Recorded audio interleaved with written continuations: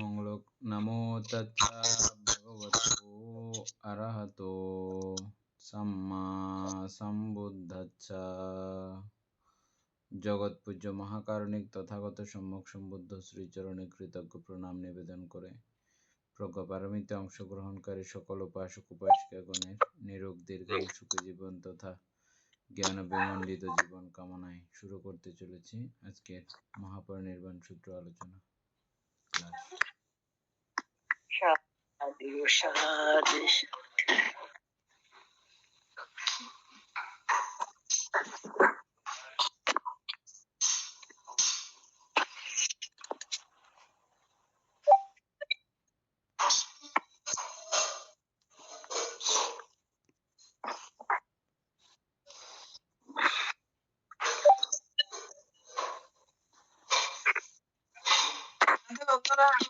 মঙ্গলক।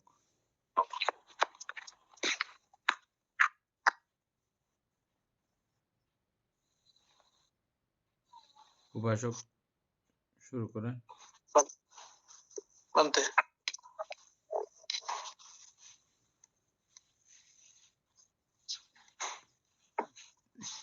নতুন ক্যালকুলেট যুগে ওরা আজকে থেকে ক্লাস করতেছে নাকি কি জানি, করার তো কথা। কল দিয়ে দেখেন আরেকবার। তো সবাইকে কল দেওয়া হয়েছে অবশ্য।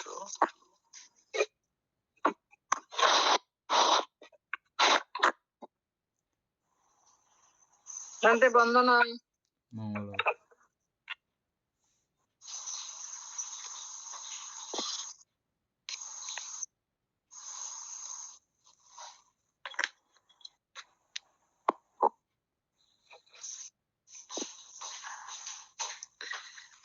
বন্ধনা মানতে মঙ্গল।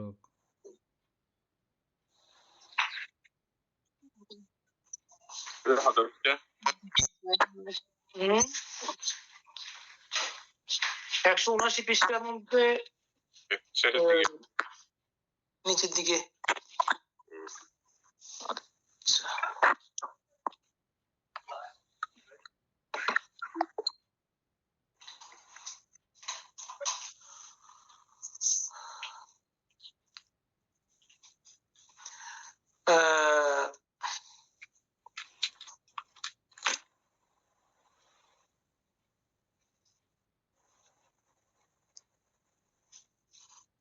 নিব্বাণ দিগদেশের অন্তর্গত নয় বলি একান্ত শূন্য নয়। এগুলো পরিশ্রম তো মন্ত্র মনে হয় মন্ত্রটা না। যদি একান্ত শূন্য হইতো তাহলে দুঃখময় আপন সংসারের নিঃসরণ বা অবসান কখনো হইতো না। শূন্য শব্দ হইতে দুই প্রকার প্রতীতি জন্মে। ঘট শূন্য বলিতে আমরা যাহা বুঝি পট শূন্যতার জ্ঞান তাহা হইতে ভিন্ন। প্রথমে দ্বারা জরাদি আদেয়ের অভাব বুঝায় ঘটের অবিদ্যনতা নয়। দ্বিতীয় সর্বশূন্যতা বোঝা যায়। নিব্বাণ ও তদ্রূপ সর্বশূন্যতা নহে। জ্ঞানীগণ বলেন আত্মি নিভূতি না নিভূত পুমা। নিবৃত্তি চিরদিনই আছে, ছিল ও থাকিবে, কিন্তু নির্বাপিত কোন পুরুষ ছিল না। পাঠান তো আবার ওই উপাসক সুপ্রিয় বড়ুয়া ঢুকছে তো। আচ্ছা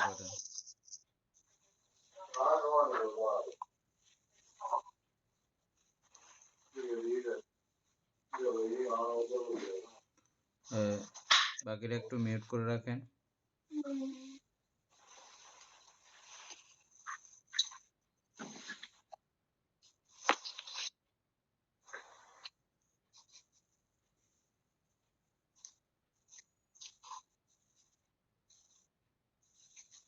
পেজ নাম্বার 79।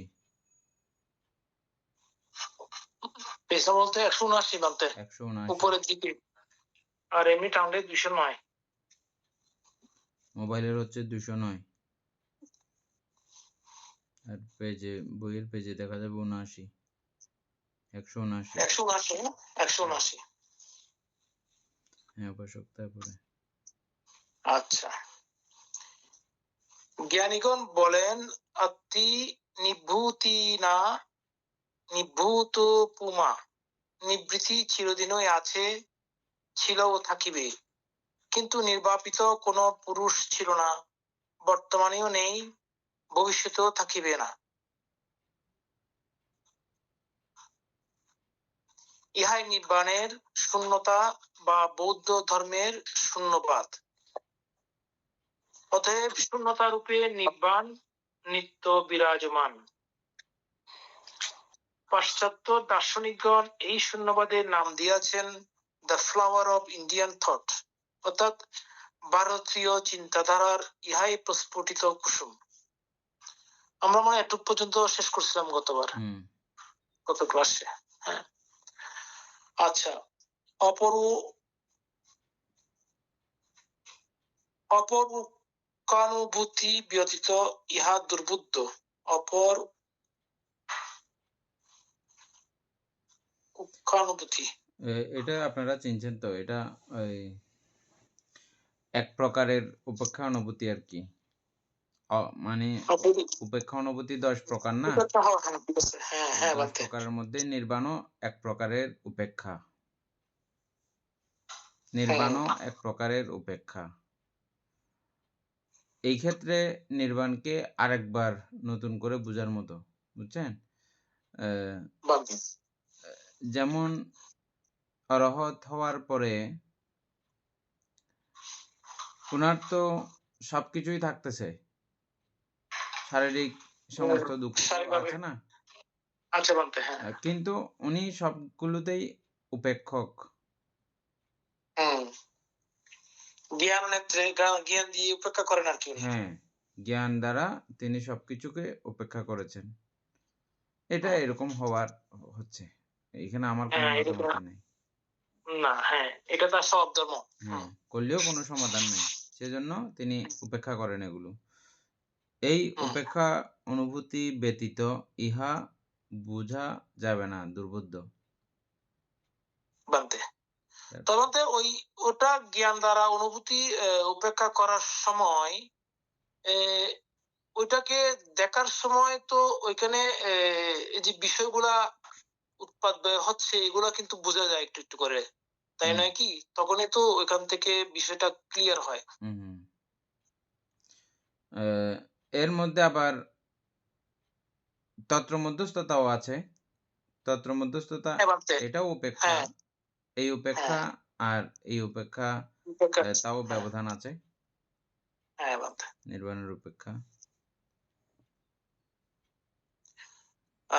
যেমন এখানে বলা হচ্ছে জলপানে তৃষ্ণার নিবৃত্তি হয়,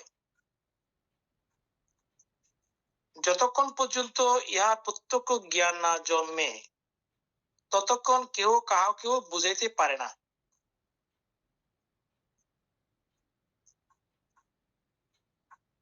তৃষ্ণার কথা বলা হচ্ছে এখানে, পানি পিপাসা। হ্যাঁ, সেটা ঠিক।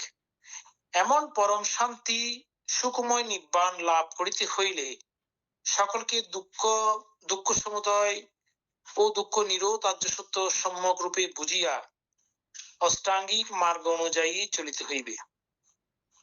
এটা ছাড়া আর কোনো উপায় নাই না, এটা বোঝার জন্য। হ্যাঁ, সুন্দর করে বোঝানো হয়েছে এখানে। বলা হচ্ছে জলপানে তৃষ্ণার নিবৃত্তি হয়, যতক্ষণ পর্যন্ত ইহার প্রত্যক্ষ জ্ঞান না জন্মে ততক্ষণ কেউ কাহাকেও বুঝাইতে পারে না। এমন পরম শান্তি সুখময় নিব্বাণ লাভ করিতে হইলে সকলকে দুঃখ সমুদয় ও দুঃখ নিরোধ আর্য সত্য সম্যক রূপে বুঝিয়া অষ্টাঙ্গিক মার্গ অনুযায়ী চলিতে হইবে। তাহা ব্যতীত দুঃখ বহুল স্বকীয় সংসার দুঃখের কখনো অবসান হইবে না। অর্থাৎ আপনি পানির পিপাসা লাগলে জল পান করলে তখনই পিপাসা যাবে, অন্যথায় যাওয়ার কোনো সুযোগ নাই। ঠিক এই ক্ষেত্রেও আপনি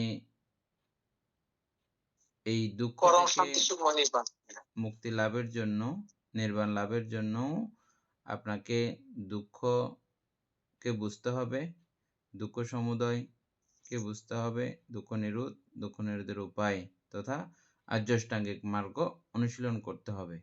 ওখানে যেমন জলপান করতেই হবে আপনাকে, এখানেও ঠিক এগুলো আচরণ করতেই হবে, বুঝতে হবে এবং আচরণ করতে হবে। তারপরেই আপনার দুঃখ মুক্তি সম্ভব, না হলে অসম্ভব। তারপরে সিম্পল উদাহরণে সুন্দর করে বোঝানো হয়েছে মতে। খুব সুন্দর তো এটা। তাহা ব্যতীত দুঃখবহুল স্বকীয় সংসার দুঃখের কখনো অবসান হইবে না।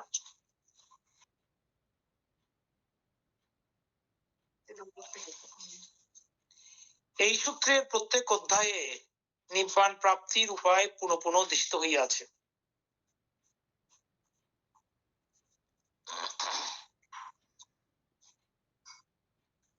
আচ্ছা, ১ পরম পূজনীয় ভাবে বুদ্ধ সম্পদ ত্যাগ করিয়া প্রবর্তিত হওয়ায় উহা মহা।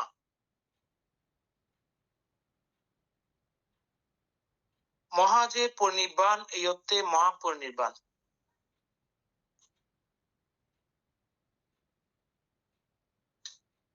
পরম পূজনীয় ভাবে বুদ্ধ সম্পদ ত্যাগ করিয়া প্রবর্তিত হওয়ায় উহা মহা। আচ্ছা, এখানে বলতে কি বোঝানো হচ্ছে যে বুদ্ধ সম্পদ উনি যে বুদ্ধ লাভ করেছেন ওটা ত্যাগ করেছেন, এই জন্য মহা বলা হচ্ছে এখানে পরিনির্বাচিত হওয়ার আগে। অর্থাৎ জগতের মধ্যে শ্রেষ্ঠ প্রাপ্তি, এর উপরে তো আর কোনো প্রাপ্তি নাই। না, তো এই শ্রেষ্ঠ প্রাপ্তি তিনি পরিত্যাগ করে চলে যাচ্ছেন, সেই সূত্র ধরে এটাকে আমরা মহাপরিনির্বাণ যে বলতেছি, মহা কেন হচ্ছে, অন্যদের বেলায় পরিনির্বাণ আর বুদ্ধের বেলায় মহাপরিনির্বাণ। এই মহাটা কেন এখানে বুদ্ধের বেলায় বিশেষিত করা হলো, ওটা বলতে গিয়ে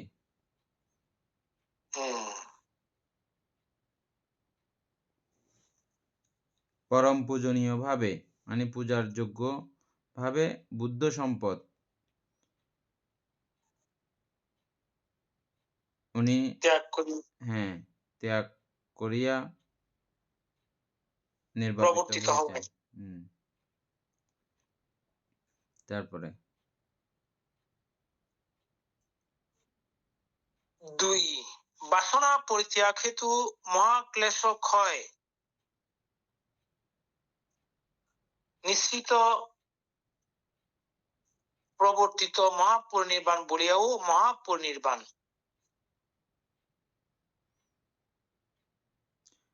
এই ক্ষেত্রে ক্লেশ সকলের একই রকম করেই, ক্লেশ ক্ষয় একই রকম। সাধারণ অরহৎগণ এখানে তো একটু প্রশ্নটা তো সুন্দর লাগছে না, বাসনা পরিত্যাগ, যেহেতু বাসনা থাকার কথা নয়, এখানে লাইনটা না আসলে চলতো না। বাসনা তো নাই, না ওটা থাকার তো প্রশ্নই উঠবে না। হ্যাঁ, বাসনা পরিত্যাগ হেতু মহাক্লেশ ক্ষয়। আচ্ছা, বাসনা পরিত্যাগ করেছেন, পরিত্যাগের কারণে পরিত্যাগ হেতু মহাক্লেশ ক্ষয় নিঃসৃত। এটা ক্ষয় আগে হয়েছে, ক্ষয় নিঃসৃত আগে হয়েছে, এভাবেই লেখা আছে, বর্তমানে এটা না। প্রবর্তিত মহাপরিনির্বাণ বলিয়াও মহাপরিনির্বাণ। হ্যাঁ, নিচে যাই। কারণ এই যে মহাক্লেশ ক্ষয় যেটা বলা হচ্ছে, সেটা তো বলতে প্রত্যেক অরহৎ গণেরও বেলায় সেম। হ্যাঁ, সেই জন্য আমি এক্ষেত্রে এই প্রশ্ন করছিলাম। আচ্ছা, ৩ মহা বা দীর্ঘ সময়ে এবং মহাগুণরাশি দ্বারা লব্ধ পরিনির্বাণ বলিয়াও মহাপরিনির্বাণ।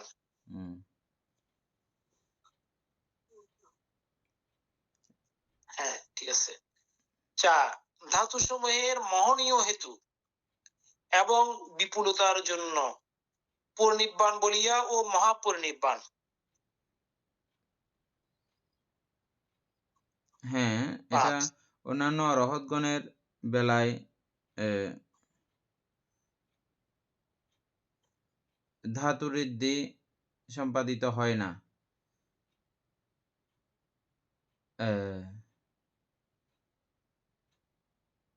ধাতু সংক্রান্ত বুদ্ধের ধাতু সংক্রান্ত একটা বই আছে, বইটার নাম ভুলে গেছি। হ্যাঁ বান্তে, আমার কাছে জানি আমাদের বর্তমান যিনি ভিক্ষু হয়েছেন শিকার ভাই, উনি পাঠিয়েছিলেন অনেক আগে, মনে হয় আছে কোথাও বইটা গ্রুপ ইয়ের মধ্যে ধাতু সংক্রান্ত সমস্ত কথা ওখানে লেখা আছে। তো তথাগত সম্যক সম্বুদ্ধের দেহ ধাতুগুলোও ঋদ্ধিজাত। হ্যাঁ বান্তে, মানে এগুলো অন্যান্য অরহৎগণের দেহ ধাতুর মতো নয়। না সে তেও মহা। বান্তে, উনি তো পরিণীপাপিত হওয়ার আগে জন্য, এই বিপুলতার জন্য এখানে কিন্তু একটা কথা রয়েছে। এটা আমার গুরুভান্ত অন্যভাবে বলতেন যে যে বিহারের মধ্যে অরহৎ সম্যক সম্বুদ্ধের ধাতু উত্তম রূপে পূজিত হয় এবং সকলেই সুমনা, ভিক্ষু সংঘের পরিষদ সকলেই সুমনা থাকে, সেই বিহারের মধ্যে ধাতুকরণের মধ্যে ধাতু আপনা আপনি বেড়ে যায়। হ্যাঁ বান্তে, এটাও এক প্রকারের ঋদ্ধি সদৃশ্য। এই যে বিপুলতার কথাটা দিয়ে বলতেছি। হ্যাঁ বান্তে, কারণ এটা তো উনি তো অধিষ্ঠান করে গিয়েছেন, সেই কারণেও এটা হতে পারে। আর 5000 বছর পরিপূর্ণ হইলে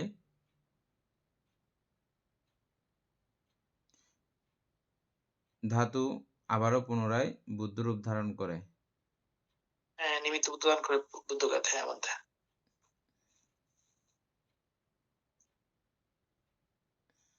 এটা দুই বই দুই রকম করে লেখা আছে।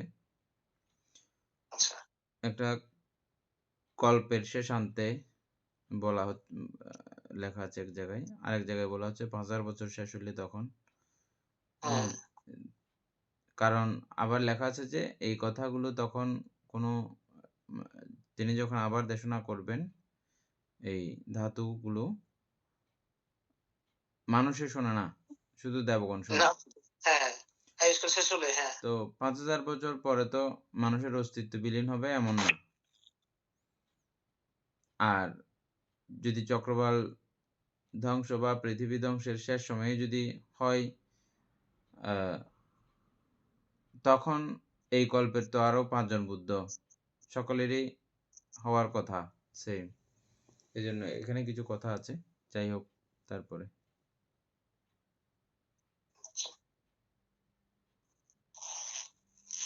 আচ্ছা, 5 নম্বর হচ্ছে মহৎ লোক, অর্থাৎ লোকের সংসার বলা হচ্ছে হইতে নির্গত বলিয়াও মহাপরিনির্বাণ। এটা অরহতের জন্য একই। তারপরে 6 সর্বলোক সাধারণ বুদ্ধগণের শিলাদি গুণ দ্বারা মহান বুদ্ধ ভগবানের পরিনির্বাণ বলিয়া মহাপরিনির্বাণ। সর্বলোক লোকা সাধারণ, লোকা অসাধারণ হবে, লোক অসাধারণ বুদ্ধগণের শিলাদি গুণ দ্বারা মহান বুদ্ধ ভগবানের পরিনির্বাণ বলিয়া মহাপরিনির্বাণ। 7 মহতি বুদ্ধ শাসন অর্থাৎ ধর্মরাজ্য প্রতিষ্ঠিত হইলে তাহার পরিনির্বাণ হইয়াছে বলিয়া মহাপরিনির্বাণ। এই অর্থে সম্যক সম্বুদ্ধের অনুপাদি শেষ নির্বাণ বলিয়া উক্ত হইতেছে। অর্থাৎ সম্যক সম্বুদ্ধের অনুপাদি শেষ নির্বাণ লাভকে মহাপরিনির্বাণ কহে। এতাং সম্বন্ধীয় সূত্র মহাপরিনির্বাণ সূত্র। এত সম্বন্ধীয় ন, এটাই এত সম্বন্ধীয় সূত্র মহাপরিনির্বাণ সূত্র। ওই সম্পর্কে মানে লেখা আছে, এজন্যই মহাপরিনির্বাণ সূত্র। হ্যাঁ বলতে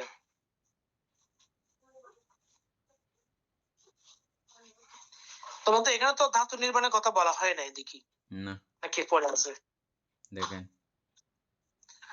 তো হচ্ছে সুতাং সূত্র চতুর্মহা সত্যের সূচনা করে বলিয়া এই সূত্র। ভগবান বলিয়াছেন চতুস্সা বিনিমুক্ত ধাম্ম নামা নাত্তি। চারি সূত্র আদ্য সত্য বিরজিত। সূত্র বলতে? কেন বলে, এটা উত্তর এখানে আছে। হ্যাঁ আমরা সূত্র বলি না, সূত্র বলতে কেন বলে? চারি সত্যের সত্যের হ্যাঁ সূচনা করে বলিয়াই সূত্র। সূত্র, এটা আজকে জানা হলো বলতে। হ্যাঁ হুম। তার মানে কোন এই চারটা সত্য, সূত্র মানে অন্য চারটা বইয়ে সত্য। আমরা এরকম করে পাইছিলাম আগে, নির্বাণ গমন করার জন্য নিয়মাবলী বা সূত্র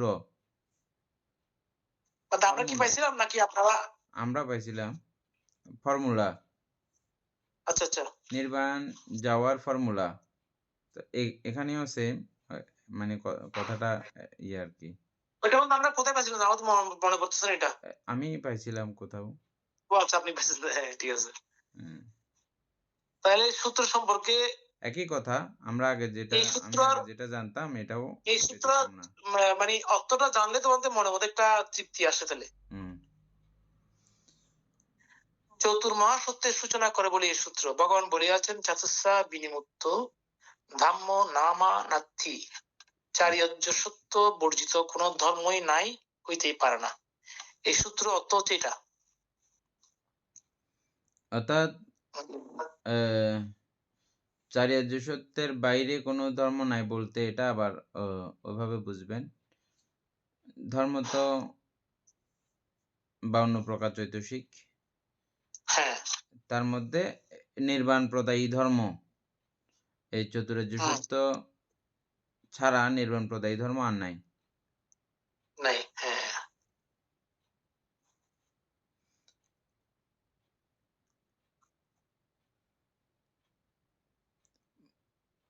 আমরা তো চলে যাচ্ছি পরে পরে, কারো কোনো জানার তো নাই মনে হয়, এখানে বুঝতেছে সবাই। হুম।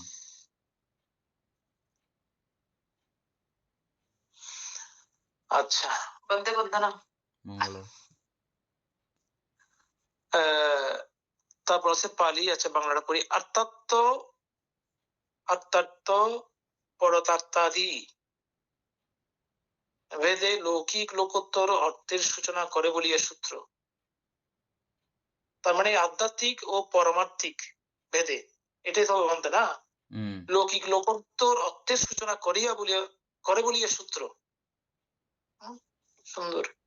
শ্রোতাদের অভিপ্রায় অনুসারে সুষ্ঠু উক্ত বলিয়া সূত্র। অভিপ্রায় মানে উদ্দাস হয়। বপিত শস্যের ন্যায় শ্রবণে সুফল প্রসূত হয় বলিয়া সূত্র। ধেনু স্তনের ন্যায় অমৃত নিঃসৃত হয় বলিয়া সূত্র। তদ্বারা রক্ষিত হয় বলিয়া সূত্র। সূত্র ধরে সূত্র যেমন প্রমাণ জ্ঞাপক, বিজ্ঞগণেরও ইহা তদ্রূপ বলিয়া সূত্র। সুতায় গ্রথিত পুষ্পরাশি যেমন বাতাসে বিকীর্ণ করিতে পারে না, সেই রূপ সূত্রে সংগৃহীত অর্থ বিক্ষিপ্ত হইতে পারে না বলিয়াই সূত্র। দেবাদিদেব মহাপ্রভু ভগবান সম্যক সম্বুদ্ধের পরিনির্বাণ প্রতি সংযুক্ত সূত্র বলিয়া মহাপরিনির্বাণ সূত্র। সাধু, আমার খুব ভালো লাগলো বলতে।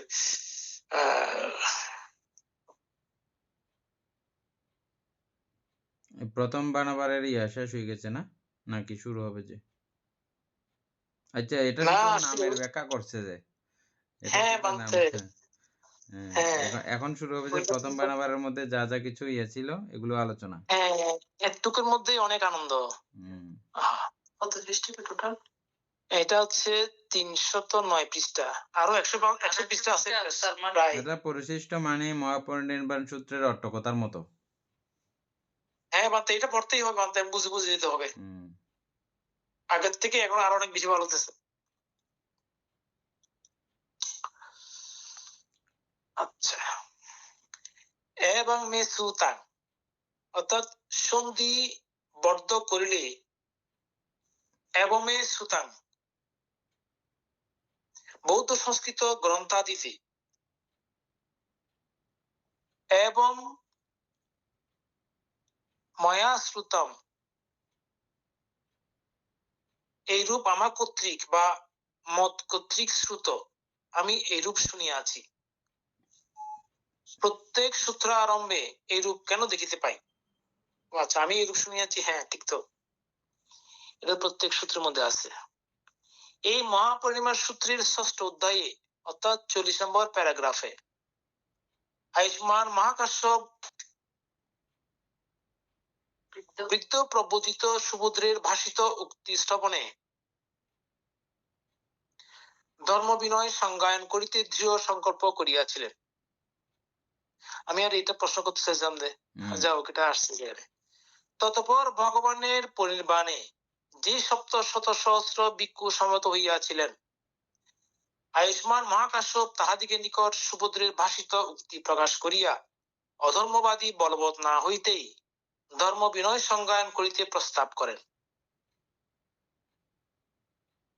সকলেই ধর্ম বিনয় সংজ্ঞায়নে মত প্রকাশ করিলে তখনই সকলের নির্দেশ অনুযায়ী সপ্ত শত সহস্র ভিক্ষুর মধ্য হইতে যাকে ভগবান ধর্ম অর্থ ব্যাকরণাদিতে অভিজ্ঞ বলিয়া প্রশংসা করিয়াছিলেন, সেই আনন্দ সহ প্রতিসংবিদা প্রাপ্ত সরাভিজ্ঞ সম্পন্ন ভগবান কর্তৃক অগ্র বলিয়া নির্দেশিত পঞ্চশত ভিক্ষু সংগীতের জন্য নির্বাচিত হইলেন।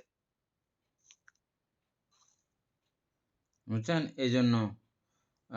এই জন্য সংগীতি সম্পর্কে কোনো কথা বলার আগে খুব চিন্তা করে বলতে হবে সবসময়। অবশ্যই মানে অনেকেই আমরা বেশি পাকনামি করতে গিয়ে এরকম কথা অনেক সময় বলে থাকি।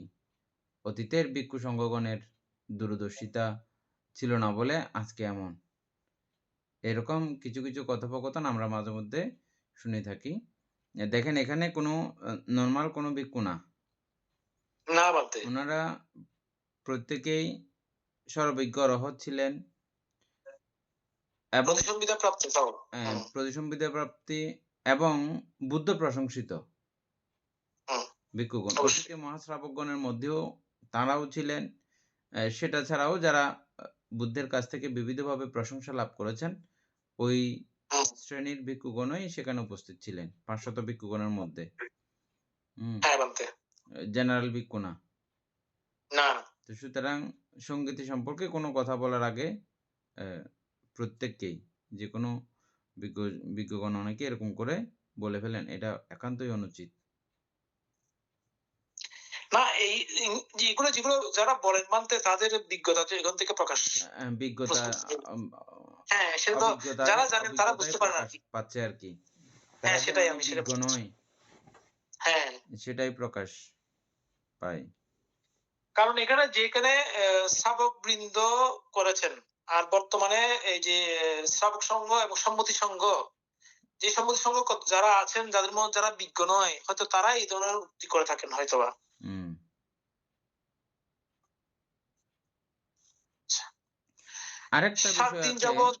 আরেকটা বিষয় আছে, এটা যা ওখানে সংশোধিত হয়েছে সেটা একেবারের জন্য অস্থায়ী, এভাবেই চলতে হবে এই থেকে শেষ পর্যন্ত, এমন কথাও আবার বুদ্ধ বলেন নাই। না, হ্যাঁ, এটা ভিক্ষু সংঘ এবং স্থান কাল পাত্র বিচার করে সংযোজন পরিবর্তন সাজানো যাবে। তাও এটা স্থান কাল পাত্র বিশেষে নির্বাণ লাভের সহায়ক, নির্বাণ লাভের ব্যতিক্রমে চলে গেলে এটা হবে না। এমন একটা বিনয় প্রজ্ঞাপ্ত করলেন যেটা নির্বাণ আপনার দূরও হয়ে গেল, হুম নির্বাণ আরো দূরে চলে গেল, এমন না। নির্বাণের সপক্ষে যদি হয় সেটা ঠিক আছে, বিপক্ষে গেলে হুম হবে না। হুম। বলতে আপনি যেটা বলছিলেন আগে, লোভ হুম দেশ মোহ হুম ক্ষয়ের যদি অনুকূলে হয় হুম তখন প্রতিকূলে হলে হবে না, না। তাই কিন্তু বিচ্ছিন্ন হয়ে গেল, সেটাই। আর এই প্রতিকূলতার জন্য একদম বুদ্ধের প্রথম ভাষণেই এটা ফুটে উঠছে হুম কি, ২ অন্ত পরিহার করতে হবে। ২ অন্ত। হুম একটা হচ্ছে হুম যে গ্রাম্য হীন কামসুখ, হীন গ্রাম্য কামসুখ বর্জন করতে হবে। আর ওদিকে আ আত্মপীড়ন, কিচ্ছু সাধনজনিত আত্মপীড়ন, হুম এটাও বন্ধ করতে হবে। এদিকে গ্রাম্যহীন কামসুখ বর্জন করতে হবে। আর ওদিকে কঠোর জনিত আত্মপীড়ন, এটাও বন্ধ হুম করতে হবে। এটা আমরা ধর্মচক্র প্রবর্তন সূত্রের মধ্যে আছে যে প্রথম কথাগুলো আছে একদম। হীন গ্রাম্য হুম। বৌদ্ধজানিক আনাড়িও অনাত্মা সংহিত। শুনছেন না আপনারা ধর্মচক্র প্রবর্তন সূত্র? হ্যাঁ, শুনছিলাম মধ্যে। উম, ওখানে একদম প্রথম দিকেই আছে কথাগুলো। তারপরে হুম। আচ্ছা, ৭ দিন যাবৎ সাধু ক্রিয়ার সহিত বুদ্ধাস্থি পূজার পর ৭ দিন যাবৎ সাধু ক্রিয়ার সহিত বুদ্ধাস্থি পূজার পর সেই পঞ্চস্থ ভিক্ষু রাজগৃহের দিকে যাত্রা করেন। বর্ষাবাসের পূর্বে তাহারা রাজগৃহে উপস্থিত হইয়া রাজা অজাতশত্রুকে সঙ্গীতের বিষয় জ্ঞাপন করেন। তৎশ্রবণে রাজা বলিলেন, আমার রাজাজ্ঞা আপনাদের ধর্মাজ্ঞায় পরিণত হোক। ততপর রাজা অজাতশত্রু ভিক্ষুদের নির্দেশ মতো ব্যবহার পর্বত পার্শ্বে সপ্তপর্ণী গুহার দ্বারস্থ সুবিস্তীর্ণ ময়দানে ব্রহ্মবিমান সদৃশ সভামণ্ডপ প্রস্তুত করাইয়া মধ্যস্থলে ভগবানের আসনতুল্য পূর্বাভিমুখী করিয়া ধর্মাসন স্থাপন করত। সম্মুখে গজদণ্ড খচিত ব্যঞ্জন স্থাপন করিলেন এবং পঞ্চশত ভিক্ষু বসিবার আসন সমূহ করাইলেন। অসাধারণ একটা দৃশ্য বানাইছে, ব্রহ্মবিমান সদৃশ্য, হ্যাঁ, নর্মাল না, ব্রহ্মবিমান না, সদৃশ্য। আমাদের এইসব কোনো গুহাটা অনেক বড়, বিশাল। এই তো, কিন্তু ওখানে এগুলো তো এই ভিক্ষু সংঘের বিশ্রামের জন্য ব্যবস্থা ছিল, সবকিছু খাবার দাবারের জন্য রুম ছিল না আলাদা আলাদা, হ্যাঁ সর্বকিছু হ্যাঁ ওখানে হ্যাঁ। ভিতরেই চলছিল তো। কিন্তু এখানে তো বর্তমানে তেমন কিছুই নাই বানতে, আহ, বর্তমানে এটা একটা চিহ্নিত করে রাখা হয়েছে। রাখা হয়েছে আর কি চিহ্নিত হ্যাঁ, করে। কিন্তু মানে ওইখানে তো ওই যে বিভিন্ন ইয়েরা ওইখানে গিয়ে থাকে। আমরা যাইনি, ভুলে গেছে কিছু বলতেছি। সিপাসিপি একটা গর্ত দিয়ে ঢুকছিলেন যে ওটা, হ্যাঁ, ওটা এরকম তোমরা যাও, বিশাল। ওইখানে তো বিভিন্ন মানুষ। হ্যাঁ, হ্যাঁ। না ওইটা না, আচ্ছা হোক। আহ, ওই যে আসন দিছে যে বসার জন্য পূর্বমুখী করিয়া, হ্যাঁ, ধর্মাসন স্থাপন কত সম্মুখে। আচ্ছা, আয়ুষ্মান আনন্দ সঙ্গীতির পূর্বদিন ভিক্ষুদিগ কর্তৃক শেখ সকর্ণীয় অবস্থা আপনার সঙ্গীতিতে উপস্থিত হওয়া উচিত নয় বলিয়া উক্ত হইলে তিনি সমস্ত রাত্রি কায়গতানুস্মৃতি ভাবনা করিয়াও অরত্য ফল প্রাপ্ত হইতে না পারিয়া ব্রাহ্ম মুহূর্তে হস্ত পদাদি ধুইয়া শয়ন করিতেছেন। ঠিক এমন সময়ে অনিষন্ন ও শয়িতাবস্থায় অরত ফল প্রাপ্ত হইলেন। সারা রাতভর কায়গতানুস্মৃতি ভাবনা করেছেন। হুম তারপরে এর পরবর্তীতে তিনি স্মৃতিমান ছিলেন, সম্প্রজ্ঞানী ছিলেন আর কি। হুম সম্প্রজ্ঞানী অবস্থায় বসা ও অনিষিন্ন মানে বসা নাই, তারপরে আরেকটা কি আছে যে অশায়িত অবস্থায় লেখা আছে তো। অশায়িত। হুম, অনিষিন্ন মানে বসানো নাই, আবার শোয়াইও না। প্রভাব নাই। হুম, ঠিক এমন অবস্থায় তিনি অরহত্ত মার্গফল মানে ওই লাভ। শয়ন করতে যাওয়ার আগ মুহূর্তে আর কি, হ্যাঁ, শোয়ার ঠিক আগ মুহূর্তে।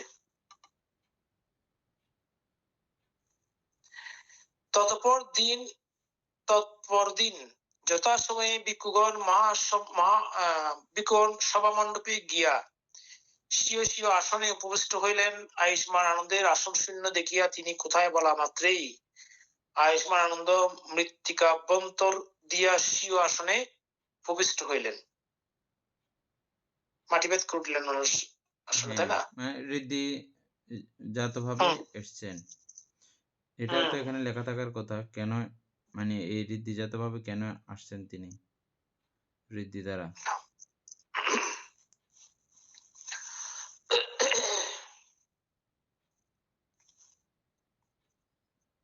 আসছেন ভিক্ষু সংঘ সকলেই উনাকে না নিতে চাইছিলেন। যেহেতু অরহৎ নয়। কিন্তু আবার অধিকাংশ ভিক্ষুগণের অনুরোধ ছিল যে উনি ওই বুদ্ধের সহচর হিসেবে ছিলেন। একদম ছায়ার মতো করে। সুতরাং উনি না থাকলে সেটাও হচ্ছে না। সেজন্য অরহৎ না হইলেও উনাকে রাখার সিদ্ধান্ত গ্রহণ করা হয়েছে। ওই যে সমালোচনা ছিল, সেই সমালোচনা হ্যাঁ, বা আগের দিন, সন্দেহ হ্যাঁ। যাতে ভজন হয়ে যায়, সেজন্য ঋদ্ধিজাতভাবে এসছেন। ঋদ্ধিযুক্তভাবে, হ্যাঁ, তারপরে? অতঃপর তিনি ধর্ম সংজ্ঞায়নের জন্য নির্বাচিত হইয়া ধর্মাসনে উপবেশন করিলেন। তখন কোন কোন দেবতার সন্দেহ ভঞ্জনের জন্য আয়ুষ্মান আনন্দ প্রত্যেক সূত্রের প্রথমেই ভগবানের প্রমুখাত শ্রবণ করিয়াছি, ইহা আমার বাক্য নহে ভগবানেরই, তা প্রকাশ করিতে এবং মে শ্রুতাং করিয়া আরম্ভ করিয়াছেন। দেবগণেরও হ্যাঁ, এখানে খুব আ উপস্থিতি ছিল। হ্যাঁ, হ্যাঁ? এই সংগীতের মধ্যেও। এর আগে তো আমরা দেখেছি দেবগণের উপস্থিতি। সেটা ছাড়াও দেখা যাচ্ছে যে এখন আ দেবগণের উপস্থিতি সেখানে ছিল। দেবগণেরও যাতে কোন রকমের সন্দেহ না হয়, সেজন্য হুম, আমি এইরূপ শুনিয়াছি, এই কথাটি প্রত্যেকটা সূত্রের পূর্বে তিনি বলেছেন। হুম। এখন আমাদের মধ্যে এটা ক্লিয়ার হয়েছে। হুম, প্রত্যেকটা জাতকের মধ্যে এই লেখাটা আছে। হুম। তাই। আচ্ছা, বিনয় সম্বুদ্ধ শাসনের আয়ু।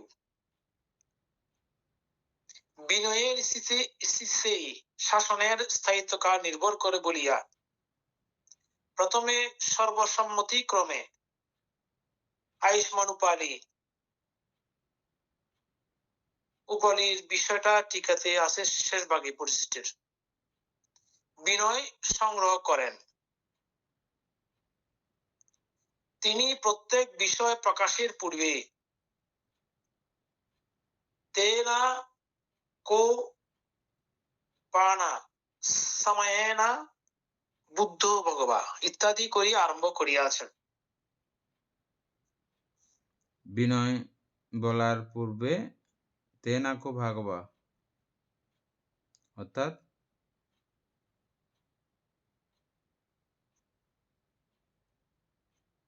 তেনাকো পানা সাময়ে বুদ্ধ সময়েনা ভাগাবা। বুদ্ধ ভগবা। হুম, সে সময়ে বুদ্ধ ভগবান, এভাবে। এরকম হবে আর কি, হ্যাঁ। হুম,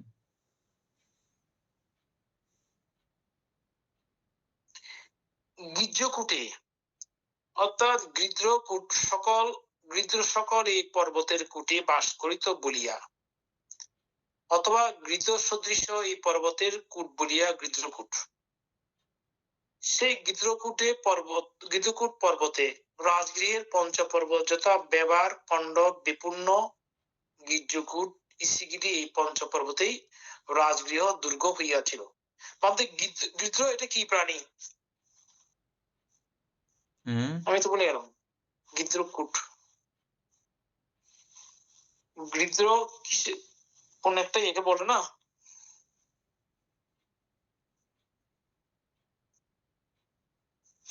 গিদ্দকুট চিনি না, আচ্ছা তারপরে এই পাঁচটাকে মিলিয়ে রাজগৃহ দুর্গ হইয়াছিল, পর্বত, 5টি পর্বত। আচ্ছা, তো সতী সতী সম্বুজ্জাং ভাবে সন্তি, স্মৃতি সম্বুদ্ধাঙ্গ চারি প্রকারে উৎপাদন করত বর্ধিত করিবে। সম্যক দৃষ্টি আদি ধর্ম সামগ্রীর অর্থাৎ বুদ্ধির অঙ্গ বলিয়া বুদ্ধাঙ্গ,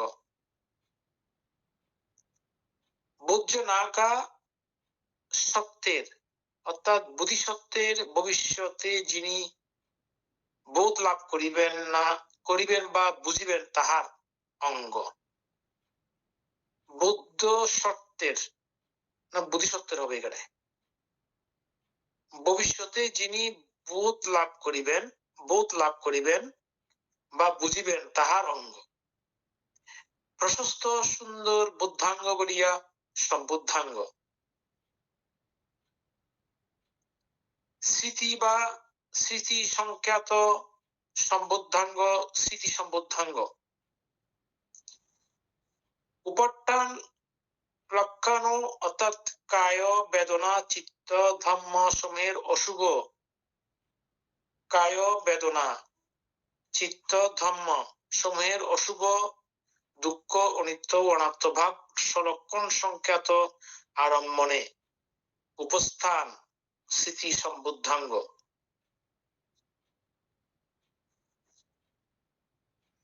উপাসক সুপ্রিয় বাবু এবং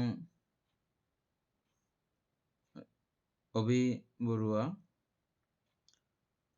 আপনারা কোনো কিছু জানতে চাইলে এখানে জানতে পারবেন। এখানে আমাদের কেউ প্রশ্ন করতেছে না, কারণ আমরা অভিধর্ম অর্থ সংগ্রহ কমপ্লিট করার কারণে, মোটামুটি বোঝার কারণে অনেকের কাছে তেমন কোনো প্রশ্ন নাই। এখানে সবাই পড়তেই বোঝা যাচ্ছে। আপনাদের যদি এরকম কোনো কিছু টুকটাক জানতে হয়, ইচ্ছে করে আপনারা প্রশ্ন করতে পারবেন।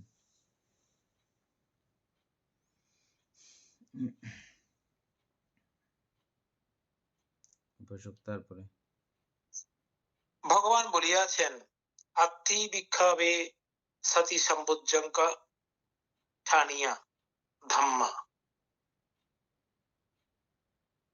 তত্তা যোনিসো মানসিকারো বহুলিকারো আয়ামহারো অনুপন্নস্য বা সতি সম্বুজ্জঙ্গস্য উপাদায় উপন্নস্য বা সতি সম্বুজ্জঙ্গস্য বিয়ো বাভায়া বিপুল্লাভ ভাবনায়া পরিপুরিয়া সংবর্ততি। বিকুগণ, স্মৃতি সম্বুদ্ধাঙ্গ স্থানীয় ধর্মসমূহ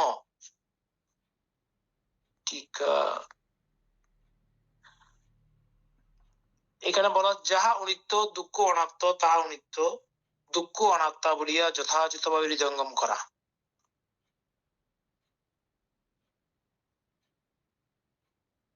এটা হচ্ছে স্মৃতি সম্বুদ্ধাঙ্গ স্থানীয় ধর্মসমূহ। তাহাতে জ্ঞানপূর্বক মনোযোগী হইলে, আরটা হচ্ছে কি জ্ঞানপূর্বক মনোযোগী, টিকা হচ্ছে কায় অশুভ বেদনা দুঃখময়ী চিত্ত অনিত্য ধর্মসমূহ যে অনাত্ম তাহা সলক্ষণ সংখ্যাত আলম্বনে উপস্থিতি।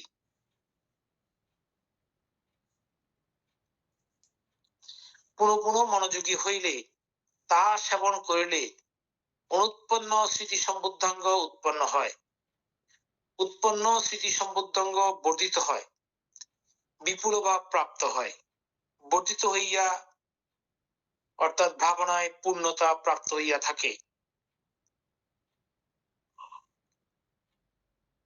অপিচ চারটি কারণ স্মৃতি সম্বুদ্ধাঙ্গের উৎপাদনে সহায়তা করে, যথা স্মৃতি সম্প্রজ্ঞানকারিতা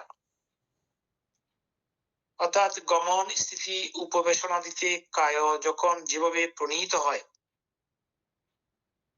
প্রণীত, তখন সে অবস্থার প্রতি পূর্ণ মনোযোগী ও সম্প্রজ্ঞানকারী হওয়া, স্মৃতি শক্তিবিহীন ব্যক্তি পরিবর্জন, স্মৃতি শক্তি সম্পন্ন ব্যক্তির সেবন ও সতত স্মৃতি সম্বুদ্ধাঙ্গ উৎপাদনের চেষ্টা, এই চারি প্রকারে উৎপন্ন স্মৃতি সম্বুদ্ধাঙ্গ অরহত মার্গ লাভে ভাবনায় বর্ধিত হইয়া পূর্ণতা প্রাপ্ত হইয়া থাকে।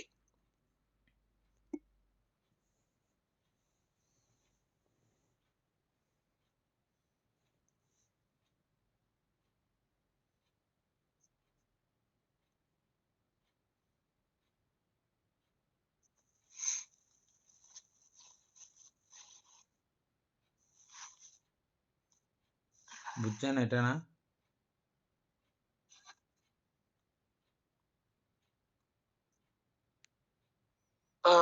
এই জায়গাটা গুরুত্বপূর্ণ। স্মৃতি কিভাবে বর্ধিত করা যায়, বিপুলতা করা যায়, এটা এখানে বর্ণনা করা আছে। স্মৃতি সম্বুদ্ধাঙ্গ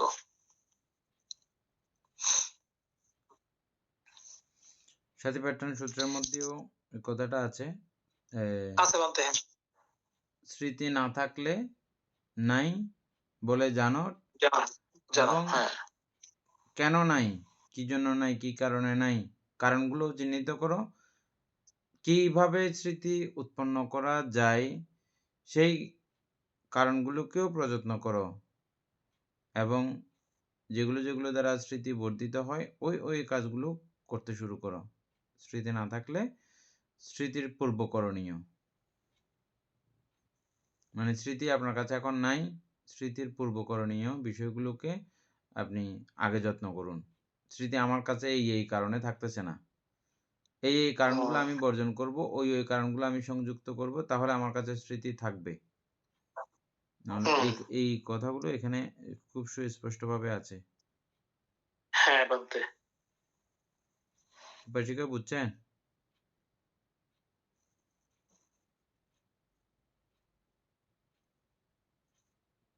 নাই না? আসলে উপাসিকা একটু ক্লান্ত, আমার একটু মাথা ব্যথা করতেছে, আমি শুনতেছি এমনি বসে বসে। ঠিক আছে। অর্থাৎ এখানে বলা হচ্ছে অফিস চারিটি কারণ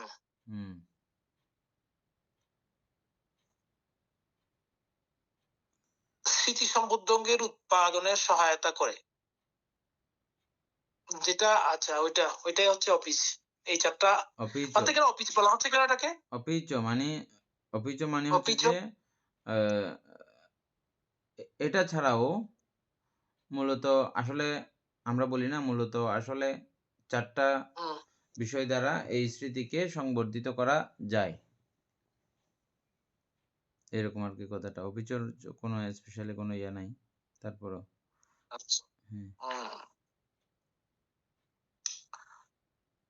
আচ্ছা। তবে এগুলো প্রত্যেকটা শব্দের অনেক ব্যাখ্যা আছে, বলতে এগুলা বুঝতে বুঝতে এটার আরো একটু সময় লাগবে, এমনি অর্থগুলো একটু করে বোঝা যাচ্ছে। যথা স্মৃতি, এখান থেকে ইয়ে করেন, যথা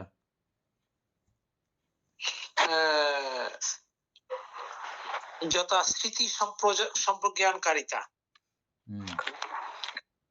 এটা আমরা আগেও অবশ্য জানেছিলাম। গমন স্থিতি উপবেশনা দিতে কায় যখন যেভাবে প্রণীত হয়, এই শব্দটা বলতে প্রণীত মানে যখন যেভাবে থাকে, দেহ যখন যেভাবে থাকে এটাকে বলা হয় প্রণীত। তখন সেই অবস্থার প্রতি পূর্ণ মনোযোগী। প্রণীত মানে দেহ এখন বসায় নিহিত, দেহ এখন হাঁটায় নিহিত, দেহ এখন শোয়ায় নিহিত, প্রণীত, দেহ এখন গমনে প্রণীত, এভাবে আর কি। তখন প্রণীত অর্থাৎ নিহিত প্রকৃষ্টভাবে জানাকে প্রণীত নাকি এরকম?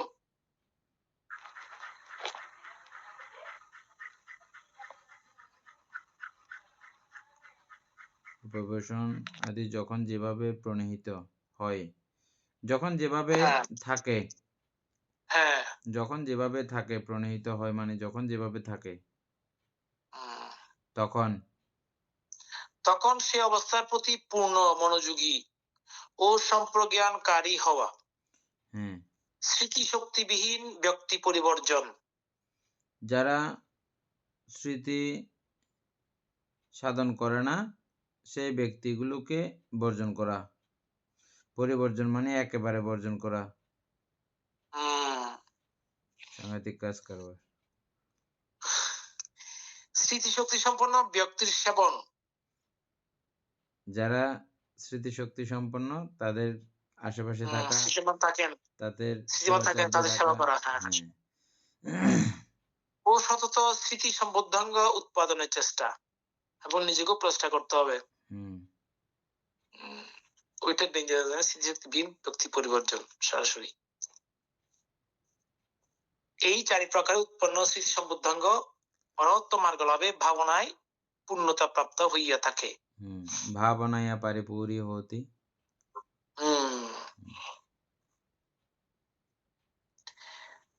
তারপর হচ্ছে ধর্ম বিচয় সম্বুদ্ধাঙ্গ ভাবেশান্তি। এই তিন লাইন গুলো একটু ইয়ে করে বললে মনে হয় ভালো হইতো। কোন তিন লাইন গুলো এগুলা? বাদ তাহলে ওইটা না না ঢুকি এখান থেকে আলোচনা করি। আমরা এই সাথী সম্বুদ্ধাঙ্গ, শ্রী সম্বুদ্ধাঙ্গ, তারপরে এটা মানে সপ্তবুদ্ধাঙ্গ পর্ব এখন। সপ্তবুদ্ধাঙ্গের মধ্যে মধ্যে স্মৃতি সম্বুদ্ধাঙ্গ নিয়ে আর একটু আলোচনা করতে বলতেছেন আপনাদের উপশিকা। বলো। এই জন্যই তো আমি এটা রিপিট করলাম যে। হ্যাঁ বানতে। উপাসিকা বলেন।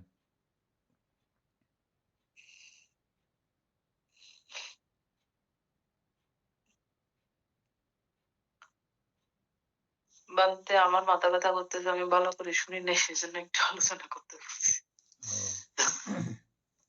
আপনারা আর একটু বললে একটু ক্লিয়ার হয়, তারপর এটা তো অনেক লম্বা, এটা একটু বুঝতাম বানতে।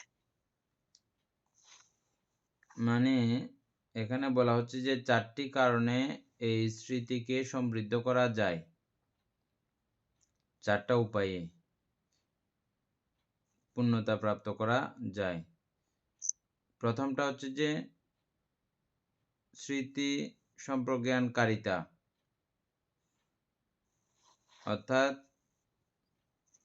স্মৃতি সম্প্রজ্ঞান বলতে আমরা কি বুঝছিলাম আগে? গমন, স্থিতি, উপবেশন, শয়ন, এই 4ই কালের যে কোনো এক কালে যখন যেভাবে থাকে সেই অবস্থা সম্পর্কে জ্ঞাত থাকা এবং জ্ঞাত থেকে সে অবস্থা যার যার দ্বারা যতদূর বোঝা সম্ভব। প্রথম অবস্থায় সাধক যোগীগণ হাঁটছি এতটুকুই জানেন, বসছি এতটুকুই জানেন, শুয়েছি এতটুকুই জানেন, এর থেকে বেশি হয় না। এই বিষয়টা নিয়ে বারবার তিনি গবেষিত চর্চা করতে করতে এটাতে আরো বিশদ করে ক্রমান্বয়ে জানতে থাকে, বুঝতে থাকে। আর যারা পরিয়ত্তি জ্ঞানে সমৃদ্ধ তারা শুরু থেকেই অনেক কিছু জানেন। যেমন আমরা অর্থ সংগ্রহ বই পড়ার কারণে আমরা এখন অনেক কিছুই জানবো, বুঝবো।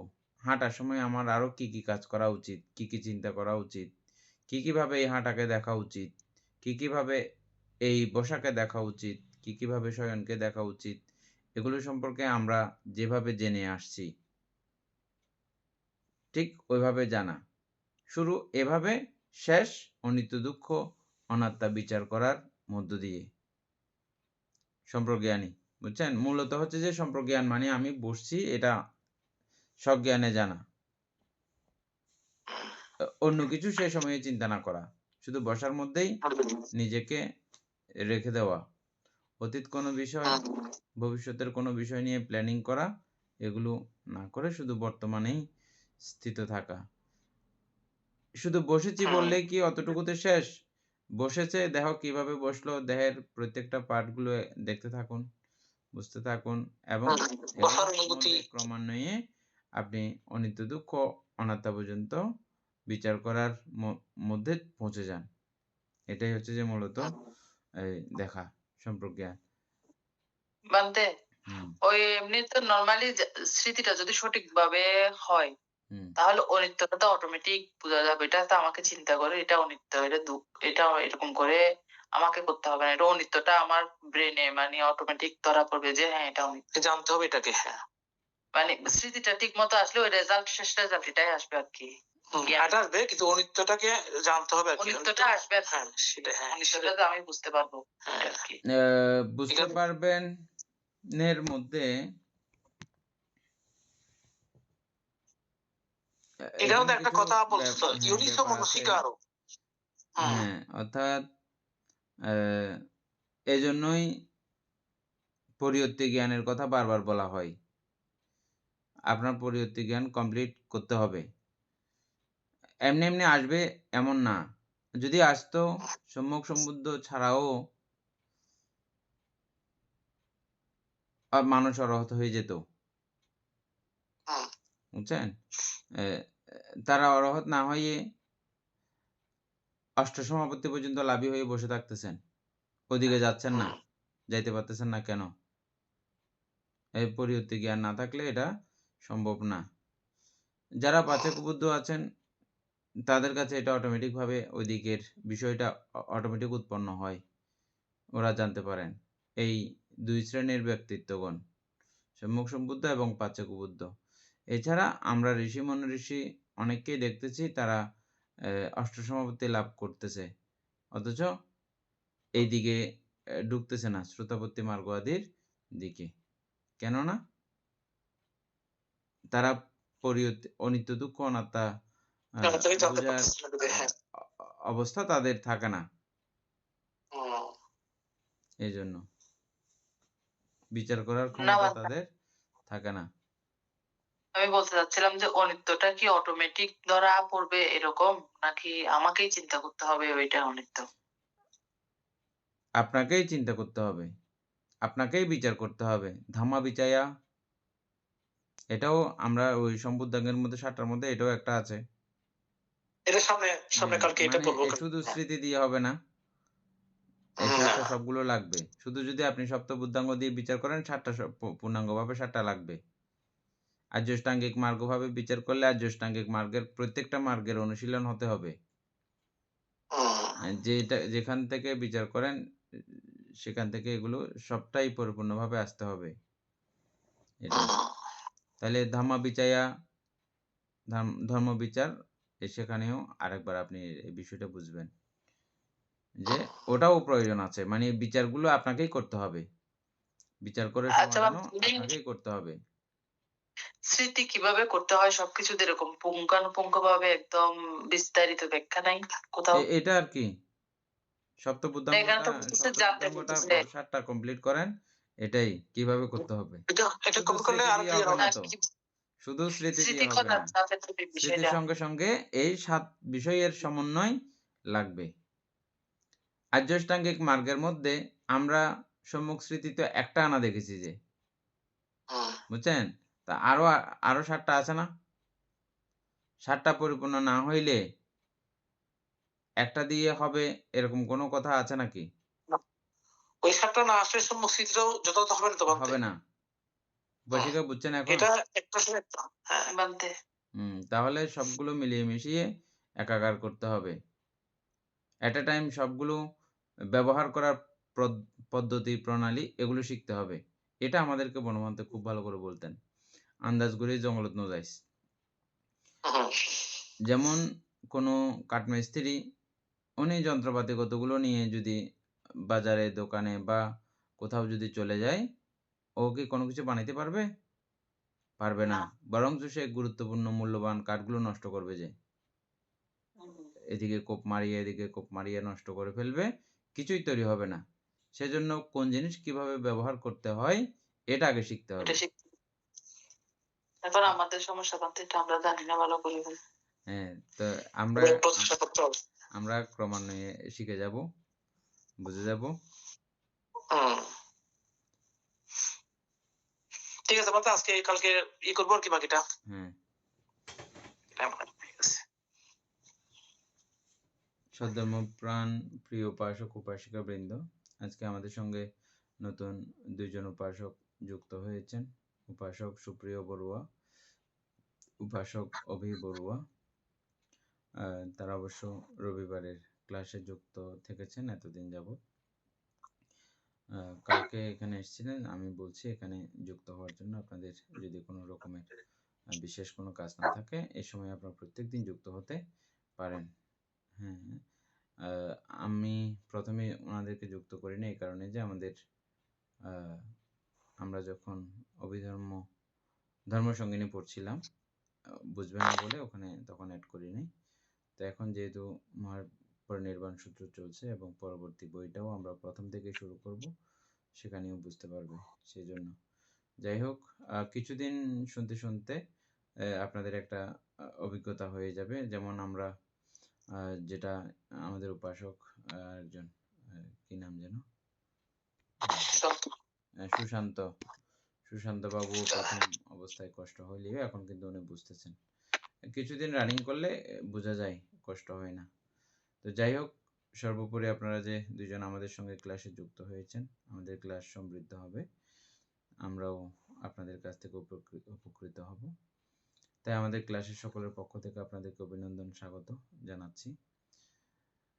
এতক্ষণ যাবৎ আমরা মহাপরিনির্বাণ সূত্র আলোচনা করে যেই পুণ্যরাশি অর্জিত হয়েছে, পুণ্যরাশি অনন্ত চক্র অলবাসী সত্যগণকে দান করছি, গুরুভান্তি দেবকে দান করছি, মাতা পিতাগণকে দান করছি, এবং যারা আমাকে প্রতিনিয়তভাবে ধর্মচর্চায় সহযোগিতা করছেন তাদের সকলকে পুণ্যরাশি দান করছি। যারা আমাকে প্রতিনিয়ত চারিত্র ইত্যাদি দান করেন তাদেরকে পুণ্যরাশি দান করছি। এবং এই পুণ্যের কাছে আমরা প্রত্যেকে প্রার্থনা করব নির্বাণ লাভ, অবধি অসৎ ব্যক্তি, মূর্খ ব্যক্তি, পাপমিত্র সংসর্গ লাভ না করে সদা সর্বদা জ্ঞানদর্শী কল্যাণ মিত্র সান্নিধ্য সংসর্গ লাভ করতে সক্ষম হই। এইরূপ সাধু কামনা পোষণ করে আজকের মতো ক্লাস এখানে সমাপ্ত করছি। সাধু